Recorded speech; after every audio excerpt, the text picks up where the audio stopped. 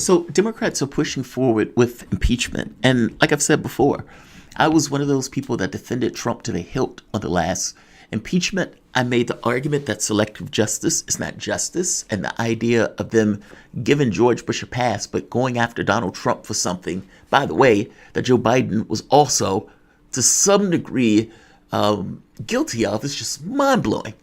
They were looking for anything to impeach Donald Trump on. It wasn't going to matter what the Mueller report said. It wasn't going to matter what came out the pipeline. They were looking for anything.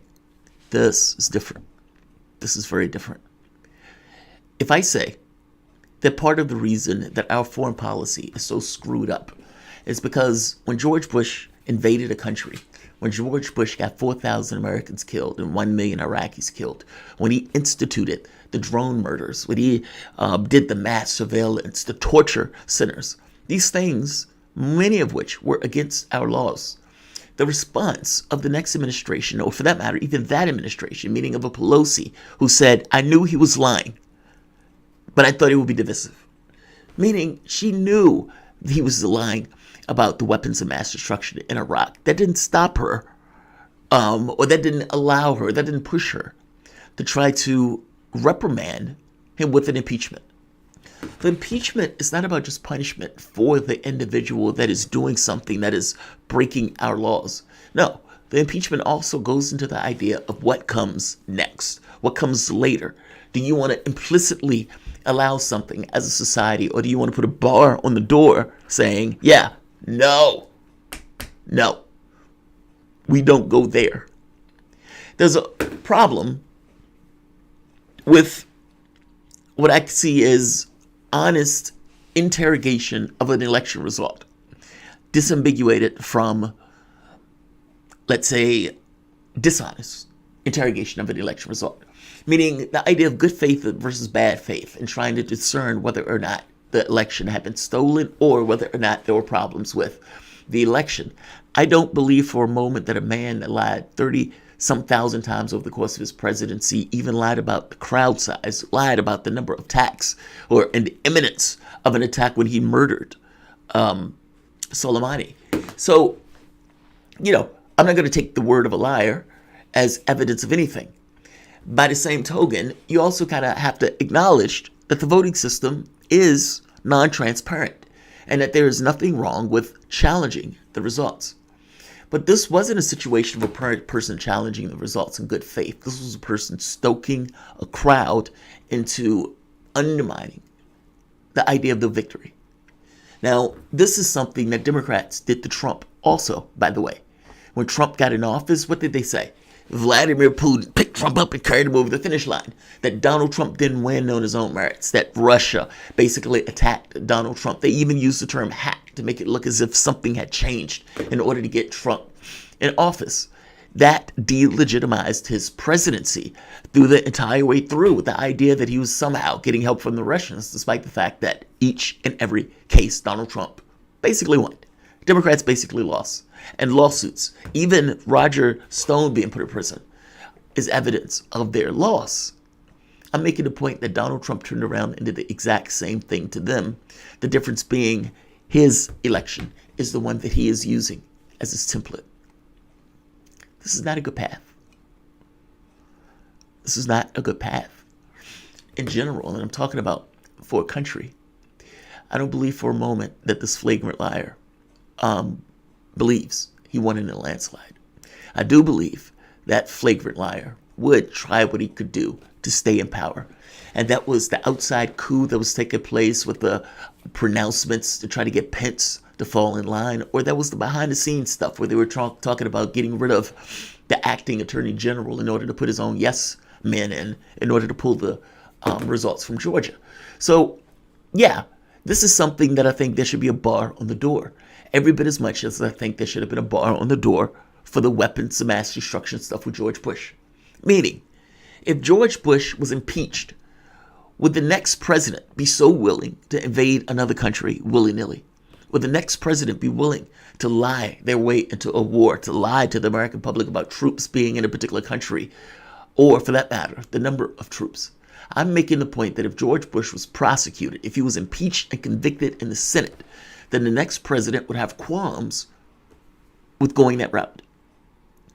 Impeachment is not just a consequence for the individual. It's also a assertion of values and an assertion of what we as a society are willing to allow. And broken, yes. Screwed up, yes. All sorts of vagaries, yes. But by the same token, that doesn't necessarily mean because you're not pure and perfect that you allow something like this. So this impeachment is moving forward. It's moving into the Senate. And Donald Trump, silenced on Twitter, embarrassed, a ghost walking through the White House. Regardless of all of that and everything that's happened, let's be honest, he's still a political force. He is still a force of gravity in the political space. And going into the impeachment, you had people associated with Donald Trump, a gentleman named Brian Jack, Donald Trump's former political director at the White House, has been basically lobbying the various Republicans to get across that Donald Trump is still a Republican and Donald Trump will remain a Republican. Now, he doesn't bring up impeachment, but clearly if he's making that call and if he's lobbying the various people and if he's telling them that, he's telling them that for a reason. Welcome to the Soapbox.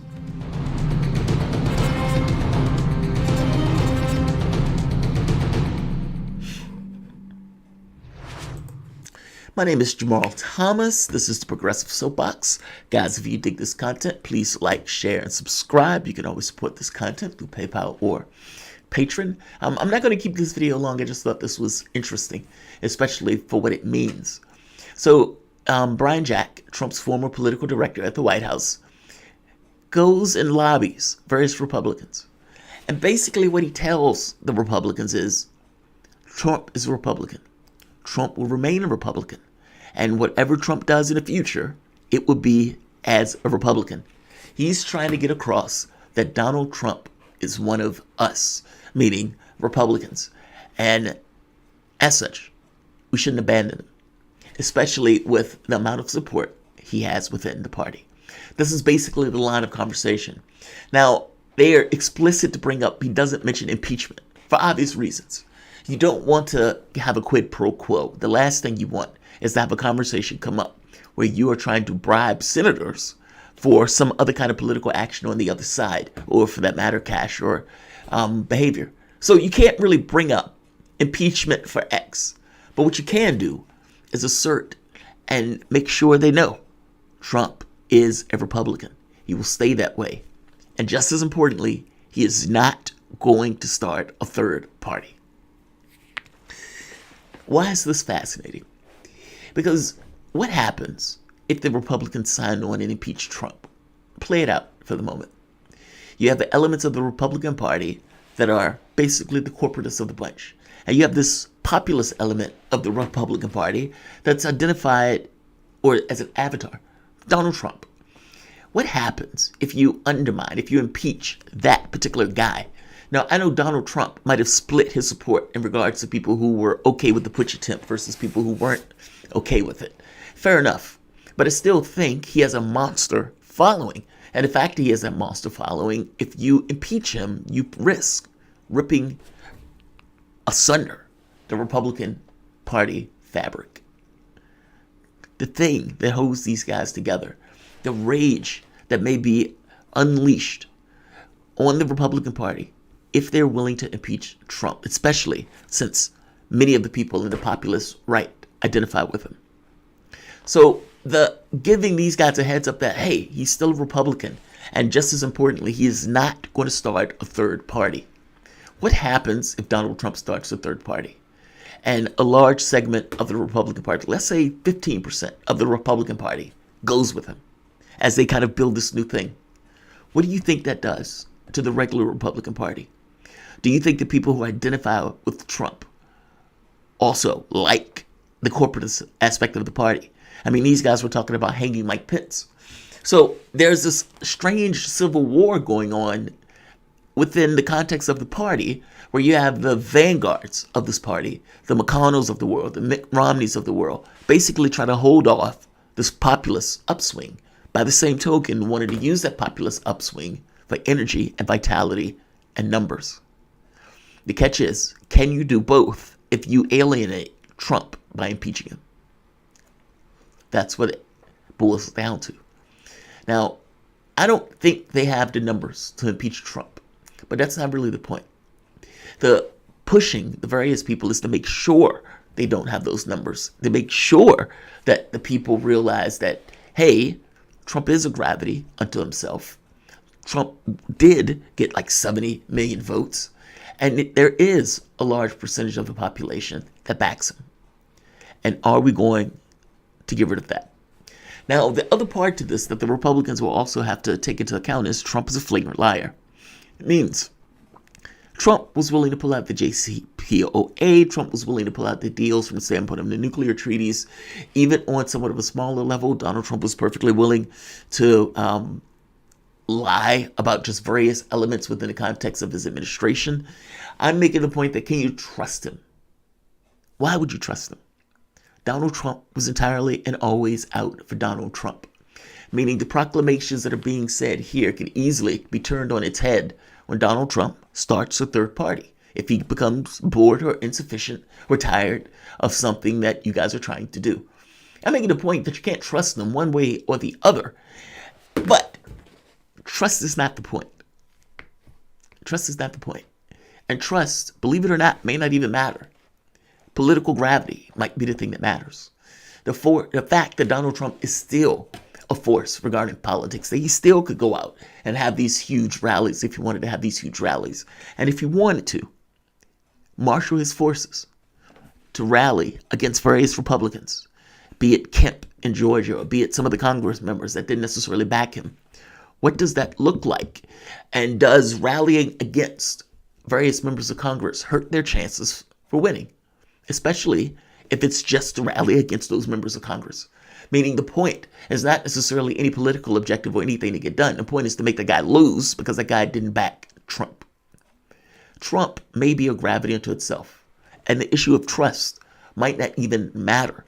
The issue might just boil down to Trump's ability to marshal a crowd to basically make a person lose, or for that matter, make an individual win. And whereas some of that star has been diminished by the actions that have taken place in regards to the run on the Capitol, I don't think all of it has. I think this is where this comes in. The Democratic Party and its base have a different relationship than the base of the Republican Party. Whereas the Democratic Party base is basically a captured audience. Blacks, lefties, basically people who have, quote, nowhere else to go, unquote, believes it and just stays there.